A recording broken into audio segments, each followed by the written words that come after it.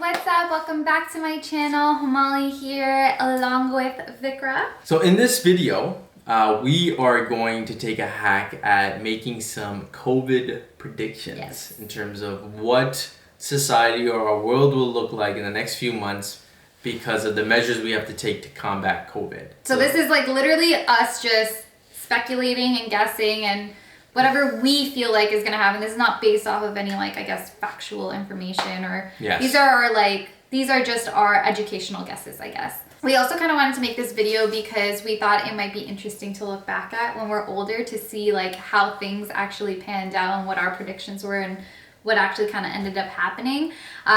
So, I mean, I think these might be good questions for you guys to answer as well, just so you can reflect back on your time and see what actually happened. So we came up with these questions last night and we just came up with the questions together. We didn't discuss our answers, so we are going to be discussing our answers for the first time on camera. First question, how long do you think this is going to go on for? I want to say, it's so hard to say this. I think this is, in terms of the quarantine of staying at home and the emergency shutdown where people should not leave their homes unless it's for essential services, I think this is going to last until, I want to say, end of May, beginning of June. That's what I think too. I think the exact same thing. I feel like... And that's a long time. But the thing is, 2 weeks ago, we were at less than 100 cases in Canada, and now we're 6, 7, 8, whatever thousand it is. So it's only going to get worse. I don't think we've hit our peak yet. Yeah. And that's only going to come in the next few weeks.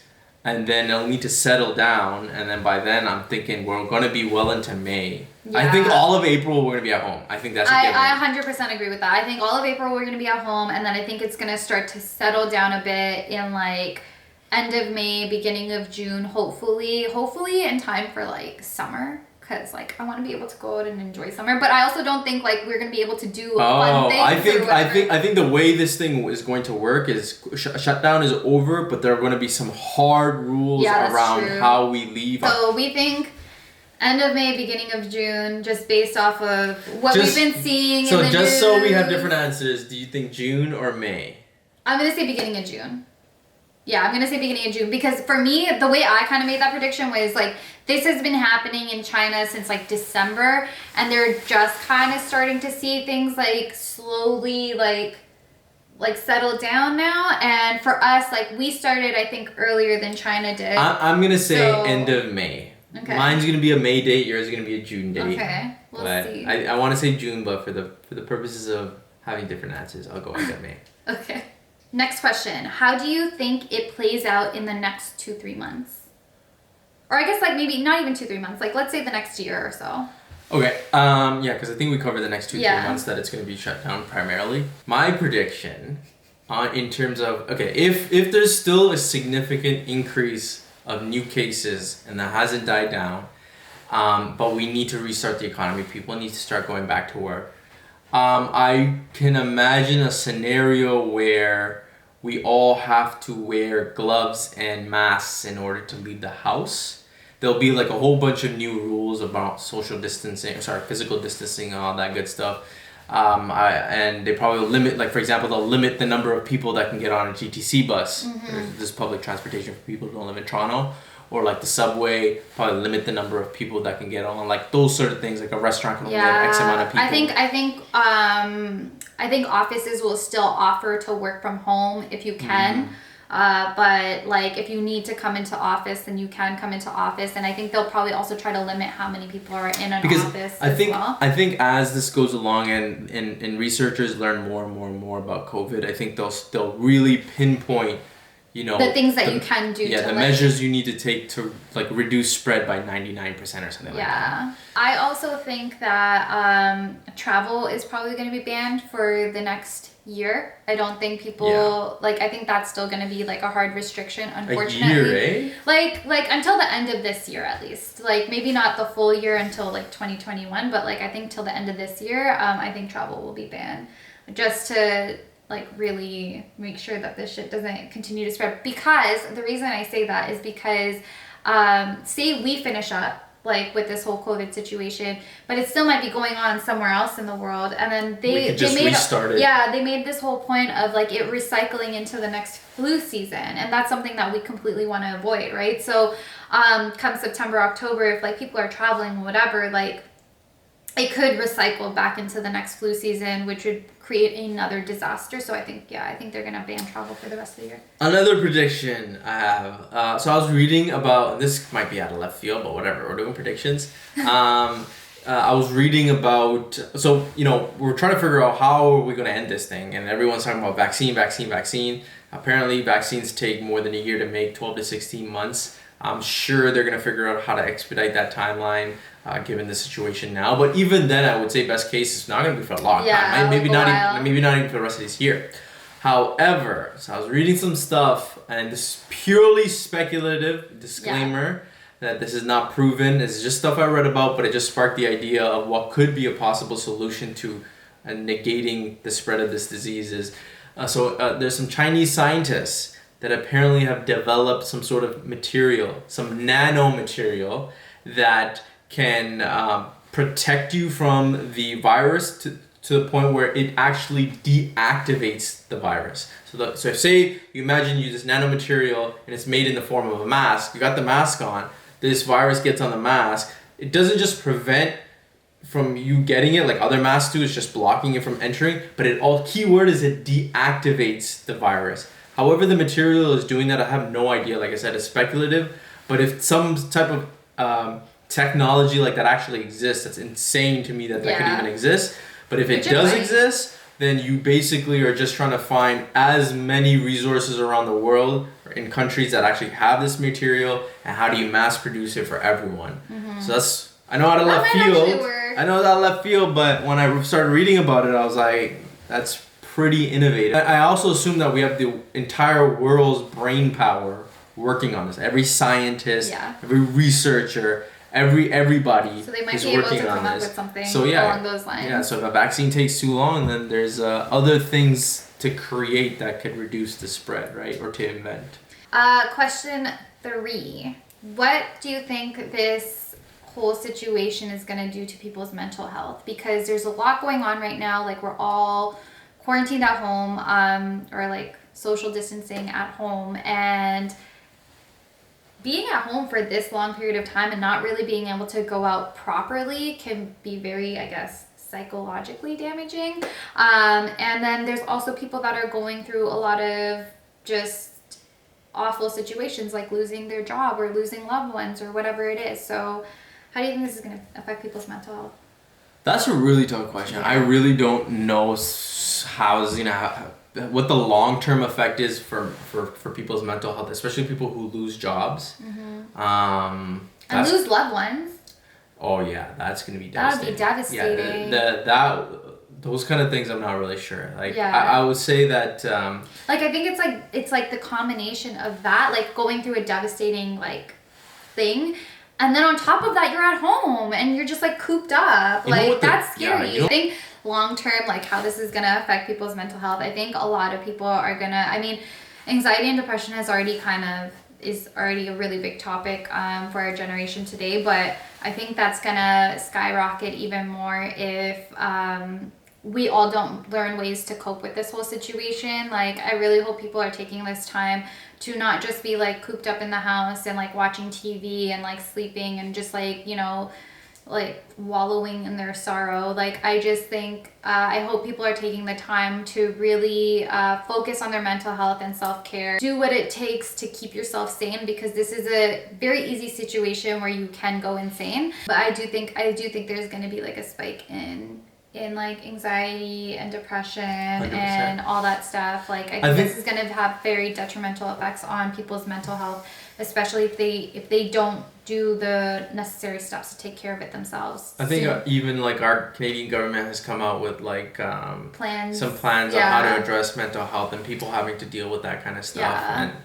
I think there was a lot. I've read somewhere, I don't know how much of this is true, but I think that there are therapists and things like that are offering their services for free online, and you can video chat with them and stuff like that. That's one good thing about going to a therapist and stuff is like you don't really need to be there in person. At least you can still video chat with them. So if you are going through anything like that, please like reach out to the right resources to help you get through this situation. You don't want to be going through it alone. Okay, this next question is a good one. How do you think social interaction will change in the next like few months, year or whatever, but also in general? Like, do you think it's going to have like an overall impact in the way we socialize with each other? So I think in the short term, there definitely are going to be some changes. If you talk more, let's just talk about the public. So we'll talk about public setting and personal setting. So if I talk about public setting, like for example, when I went to the store the other day, they had like lines on the floor that were all 6 feet apart. And they literally had like one-way traffic within the store. So each aisleway was only like one way and you have to like kind of wait.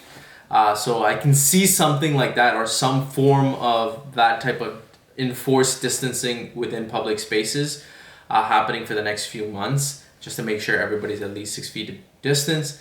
Personal, I don't think you can really control personal. If I had to guess how people were going to act, personally, if a few months go down the road, and our healthcare system isn't in a panic and has the capacity to take people, I don't know. I think, what am I going to stand always 6 feet away from my friends to talk to them? Like, I don't see myself doing that. So I feel like we would just be, kind of acting normal-ish. Like, I don't know how long subconsciously we can keep up the 6 feet away for months and months and months on end and make sure we enforce it with each other. I don't think it's realistic, but I don't know. Like, if this situation's way worse in 4 months and it's just as bad as it is now, then maybe. I think for me, I guess the way I take this question is like, I think the way it'll change in so I think the physical interactions and stuff like that within the next few months, I think it'll be exactly what you're saying. Like, you're gonna have to stand 6 feet apart in public spaces and things like that. I also think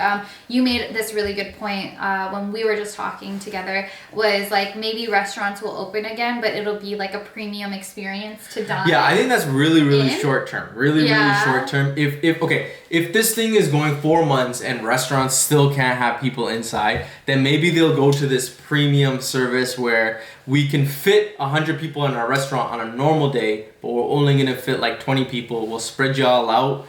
And we'll charge you extra. And we'll charge you a little bit extra. And at that point, everybody's going to be cooped up in their house for like months and months on end. So it's like, yo, let's just go because I want to go get dinner. I think that's actually pretty It's not at my dinner table downstairs.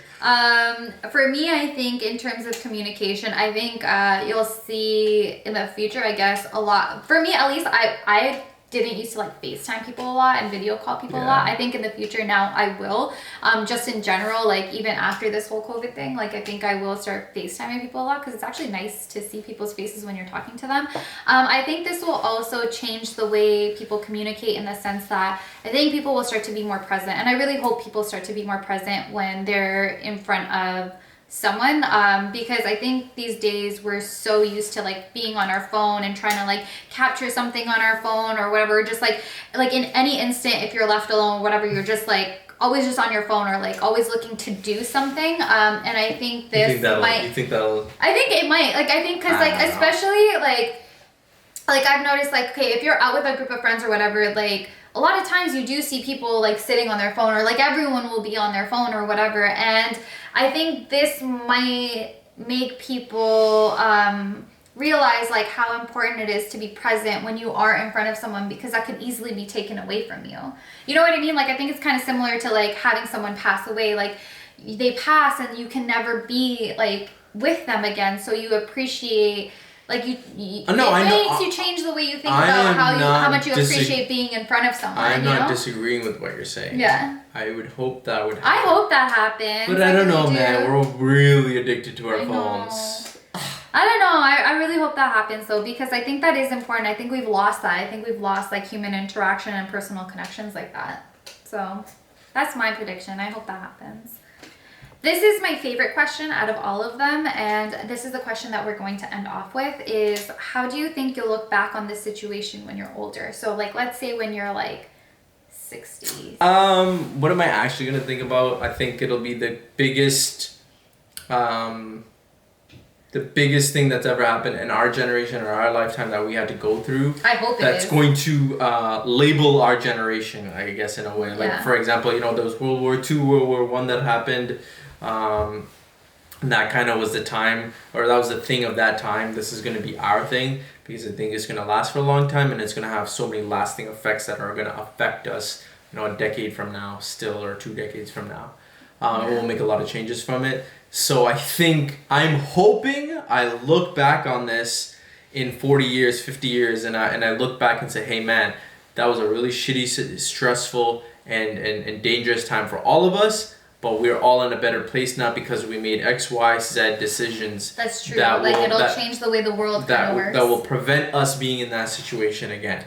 Prevent us from being in that situation again, and I also think like change the way, I guess, the world works together in general.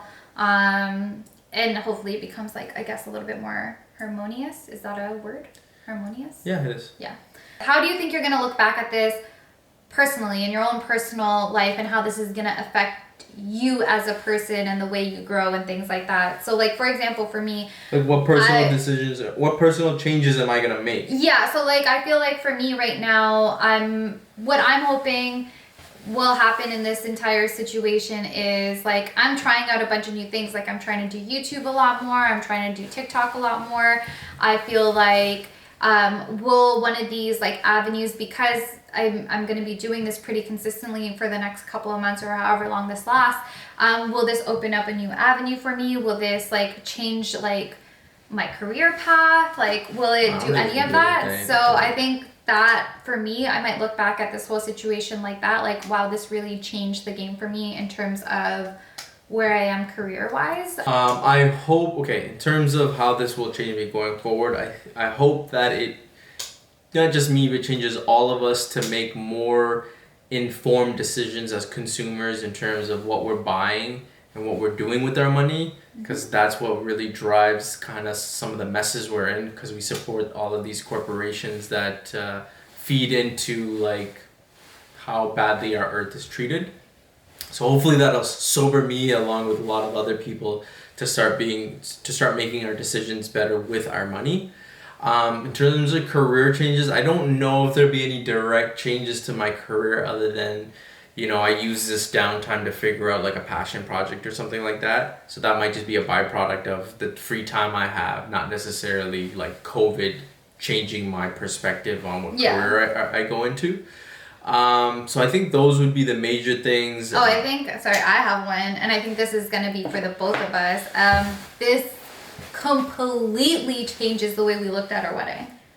Like, completely changes the way we're going to remember our wedding. Oh, you mean how we remember our wedding? Yeah, because like this is like my question was, how are you going to remember this when you're back, like when you're 60, right? 100%. Like, we're going to remember like getting married or the start of our marriage during COVID. So like we'll have like, this whole COVID situation, I'm sure is going to be ingrained in everyone's head, but even more so for us because we had a freaking wedding. Like, our wedding got postponed for it. So I think that's going to be like a major thing that we're going to look back at and be like, oh my God, like, can't believe that happened. I'm like excited to tell our kids that story, I'm not going to lie. Like, yeah, let's make sure we get through all of this in one piece. Hey, don't say that, we will. No, God.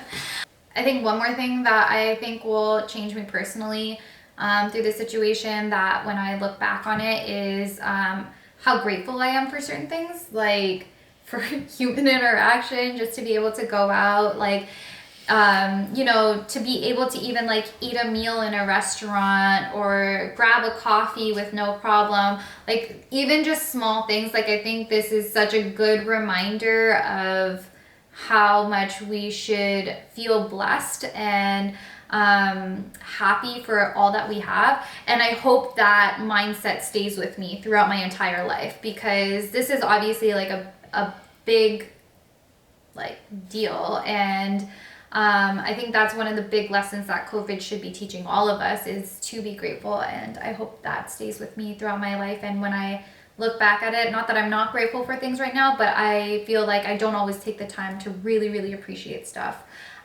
So I hope I become a lot more appreciative of everything in the future. Any other predictions you have? Any other things you want to talk about? That was my last question. You know what? I'm just really hoping that it's not going to be business as usual after this. Same. And like, just because the alertness and the attentiveness and the panic that we have right now, we lose that urgency when this passes and we go back to making short-term decisions and go back to the same thing, business as usual cadence that everybody has.